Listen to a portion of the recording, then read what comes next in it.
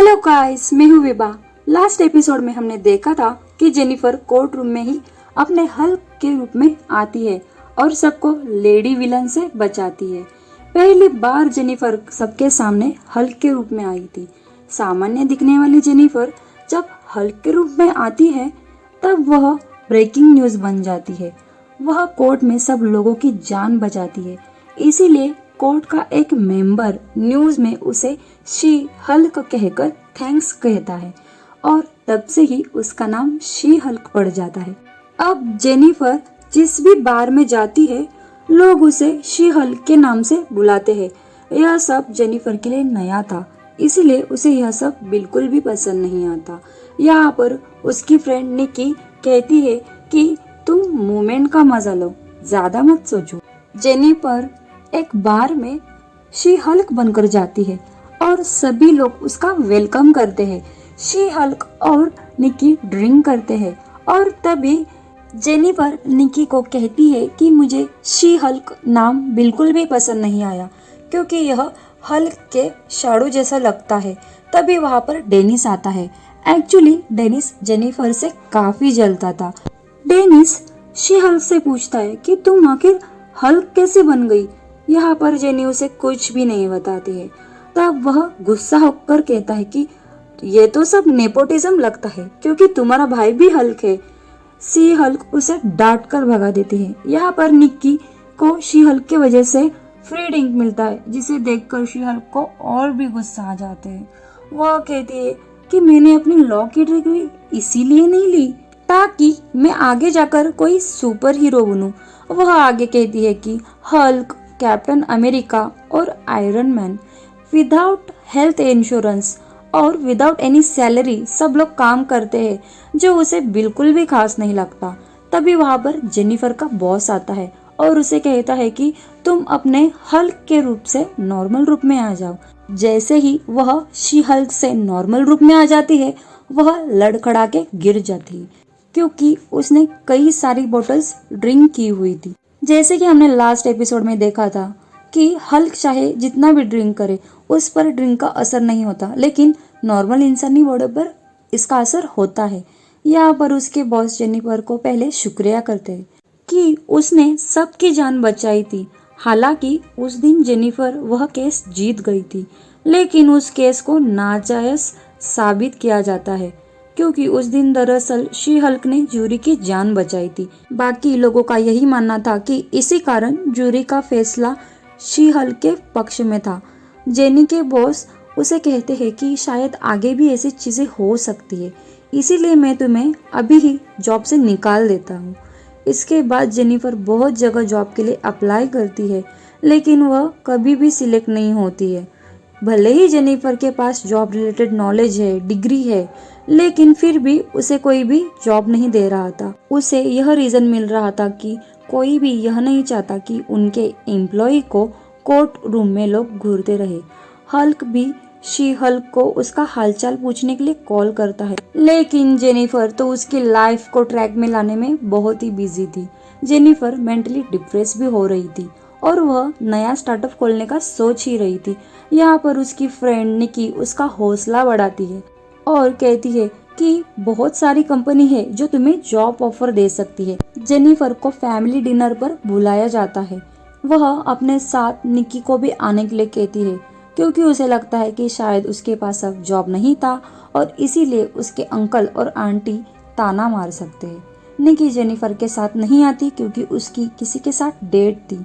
रात को जेनिफर अपनी फैमिली के साथ डिनर के लिए मिलती है, जहाँ पर उसके माँ पापा उसे अच्छे से वेलकम करते हैं। जेनिफर के पेरेंट्स ने सबको ऑलरेडी बता के रखा था कि कोई भी जेनिफर की जॉब के बारे में बात नहीं करेगा।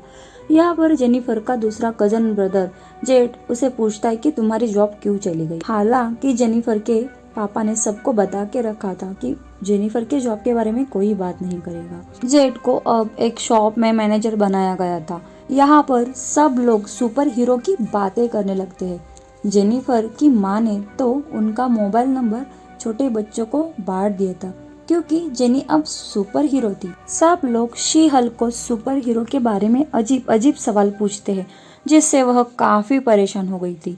उसके पापा मॉरिस उसे किचन में लेकर आते हैं और वह देखते हैं कि जेनिफर काफी उदास है और उसे लगता है कि उसका करियर अब खत्म हो गया है। जेनिफर के पापा उसे कहते हैं कि तुम्हारी शी-हल्क होने के बाद कभी न कभी तो सामने आने ही वाली थी और यह तो खुशी की बात है कि तुमने बहुत लोगों की जान बचाई है और तुमने अपने भाई हल्क की तरह ज्यादा तोड़फोड़ भी नहीं की। भले ही हल्क कितना भी तबाही करता है लेकिन लोगों की नज़र में वह हमेशा ही सुपर हीरो रहेगा। पापा की यह सब बातें सुनकर जेनिफर अब थोड़ा रिलैक्स हो जाती है, लेकिन उस पर अब एक नई जिम्मेदारी आ गई थी, सुपर हीरो आने की। नेक्स्ट सीन में हम जेनिफर को एक बार में ड्रिंक करते हुए देखते हैं, लेकिन एक समय ऐसा आता है कि उसके पास अब ड्रिंक खरीदने के लिए भी पैसे नहीं है। तभी वहाँ पर उसके पहली वाली कंपनी के मैनेजर आते हैं और वह जेनिफर को ड्रिंक खरीद के एक जॉब का भी ऑफर देते हैं। पहले तो जेनिफर को यह सब झूठ लगता है क्योंकि इसी मैनेजर के कारण ही तो उसकी पहली जॉब गई थी। यहाँ पर मैनेजर हॉलवे कहता है कि उसकी कंपनी में एक नई डिवीजन खुली है और इसका हेड वह जेनिफर को बनाना चाहते हैं और उन्हें इस बात से भी प्रॉब्लम नहीं है कि जेनिफर अपना असिस्टेंट किसे बनाती है। जेनिफर फौरन ही इस जॉब को हाँ कर देती है और मंडे से ही जॉब को ज्वाइन कर लेती है। जेनिफर वहाँ काफी कॉन्फिडेंस के साथ मैनेजर हेल्वे को मिलती है। यहाँ पर वह उसे कहता है कि आजकल सुपर हीरो काफी ज्यादा प्रैंक कर रहे हैं, इसीलिए उन्होंने सुपर हीरो लॉ डिवीजन खोला है जिसका हेड वह शी-हल्क को बनाना चाहते हैं। यह जानकर जेनी समझ जाती है कि वह जेनी और शी-हल्क दोनों को भी काम पर रखना चाहती है, लेकिन जेनी को शी-हल्क के रूप में ही कोर्ट में काम करने के लिए बोला जाता है। अब हम शी-हल्क का शानदार ऑफिस देख पाते हैं जहाँ पर हमें निकी भी दिखते हैं, यानी जेनी ने अपने साथ अपनी फ्रेंड निकी का भी करियर सेट कर दिया था। उसने निकी को असिस्टेंट रख लिया था। निकी को कोई फर्क नहीं पड़ता कि कंपनी वालों ने जेनी के जगह शी-हल्क के रूप में उसे काम करने बोला था, क्योंकि जेनिफर तो शी-हल्क के रूप में ही उसे ज्यादा पसंद आती थी।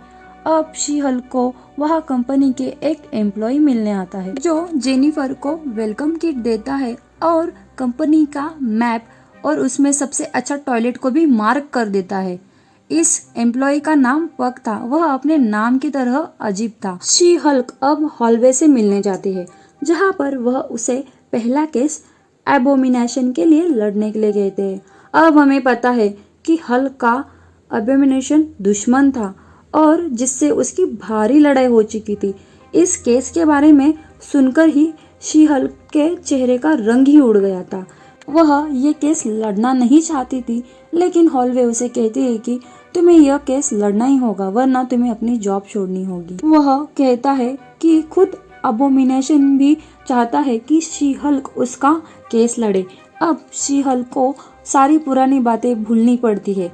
जेनी अगले दिन एबोमिनेशन को मिलने के लिए जेल जाती है, पर यह केस काफी ज्यादा प्रोफेशनल था और अबोमिनेशन को जिस जेल में रखा गया था वह DUDC वालों का है। शी-हल्क को जेल के अंदर ह्यूमन फॉर्म में ही जाने की अनुमति दी गई थी। वह अबोमिनेशन को मिलती है जो हाई सिक्योरिटी में था और वह अपने ह्यूमन फॉर्म में ही था। वह जेनी को देखकर नमस्ते करता है और वह कहता है कि मैंने योग करके अपने एबोमिनेशन फॉर्म को कंट्रोल किया है और वह खुद भी उस फॉर्म में वापस नहीं जाना चाहता। अबोमिनेशन यहाँ उसे कहता है कि मैं रशिया में पैदा हुआ और ब्रिटेन में पला बढ़ा और फिर रॉयल मरीन का कमांडर भी बना जो कि US का था। यहाँ ML यानी एबोमिनेशन जेनी को कहता है कि वह तो अच्छा खासा US का कमांडर था, लेकिन जब हल्क बहुत ज्यादा तबाही मचा रहा था तब US गवर्नमेंट ने ही उसे इस फॉर्म में आने के लिए सीरम लगाई थी, जिसके बाद वह हल्क को रोकने के लिए गया। उसे लगा कि वह US का सुपर हीरो बन जाएगा, लेकिन उल्टा उसे ही विलन बनाया गया। यह सब बातें सुनकर शी-हल्क उसे खुद से कनेक्ट कर पाती है, लेकिन हम सब जानते हैं कि वह झूठ बोल रहा था। यहाँ पर ML अपने 7 दोस्तों का भी जिक्र करता है जो कि उसे प्रिज्म पेल पाल प्रोग्राम के दौरान मिले थे। ML यहाँ से आजाद होकर उन दोस्तों के साथ शांतिपूर्वक जिंदगी बिताना चाहता था। एमएल लगभग शी हल्क को अपना केस लड़ने के लिए मना लिया था, लेकिन फिर भी वह सोचने के लिए थोड़ा समय लेती है। वह अपने बड़े भाई हल्क को कॉल करती है और उसे अपने नए जॉब के बारे में बताती है। वह कहती है कि उसे अब एबोमिनेशन यानी कि एमएल का केस लड़ने के लिए कहा गया है और उसे लगता है कि हल्क उसे यह केस लड़ने से मना ही करेगा। इसीलिए वह हल्क के कुछ बोलने से पहले ही उसे समझाने लगती है कि अबोमिनेशन अब काफी बदल चुका है और सुधर गया है। यह हल्क जेनी को शांत करते हुए कहता है कि हाँ, मुझे भी लगता है कि अबोमिनेशन अब सुधर गया है। एक्चुअली उसने मुझे कुछ साल पहले एक लेटर भेजा था और मुझसे माफी भी मांगी थी, इसीलिए हल्क ने उसे माफ भी कर दिया था।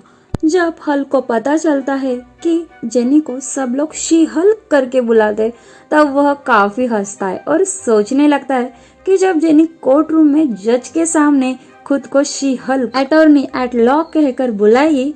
यह बात सुनकर खुद जेनी भी काफी हंसती है और यहाँ हम देख पाते हैं कि हल्क स्पेसशिप में बैठकर आउटर स्पेस में कहीं जा रहा था। मतलब कि हमें अब हल्क की घमासान वॉर देखने मिल सकती है। अब जेनी हॉलवे को कॉल करती है और कहती है कि वह इस केस को लेने के लिए तैयार है और तभी जेनी न्यूज पर देखती है कि अबोमिनेशन की एक क्लिप वायरल हुई है जिसमें वह रिंग में फाइट कर रहा था। यह सीन शैंग-ची मूवी का है जिसमें वोंग एबोमिनेशन को डीओडीसी के जेल से भगाकर ले गया था। अब इन सब चीजों को जेनी कैसे हैंडल करेगी, यह हमें नेक्स्ट एपिसोड में देखने मिलेगा।